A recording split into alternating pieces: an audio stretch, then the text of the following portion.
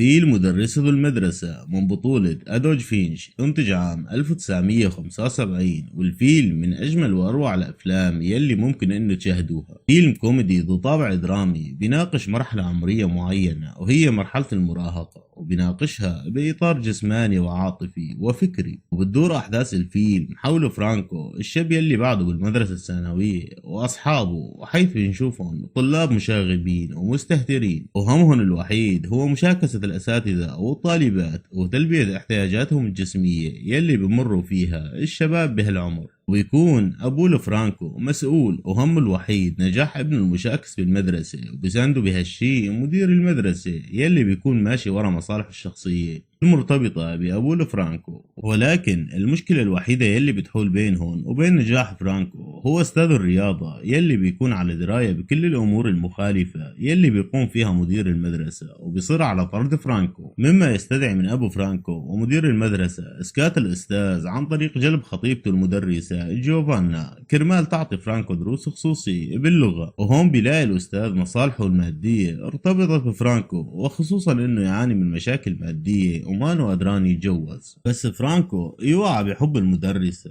وبيجرب كل الطرق حتى يحظى فيها، وبننخرط بدوامة من الأحداث الشيقة من محاولات فرانكو الوصول للمدرسة من تمثيل وادعاء ومشاكسة. وبنلاحظ اهتمام الأب بابنه وتسخير كل إمكانياته المادية والمعنوية والاجتماعية لإسعاد ابنه، وبيدخل لحل مشكلة ابنه مع المدرسة وفعلا بينجح. وبتنشأ علاقة بين فرانكو ومدرسته الجميلة جوفانا، وبيخلص فيلمنا والعلاقة مستمرة. وأستاذ الرياضة بعد مفكر إنه علاقة فرانك أو خطيبته علاقة مدرسة بيطالبها. انطباعي عن الفيلم ممتع جدا ورائع ومضحك وشيق، أنصح بمشاهدته ودمتم سالمين.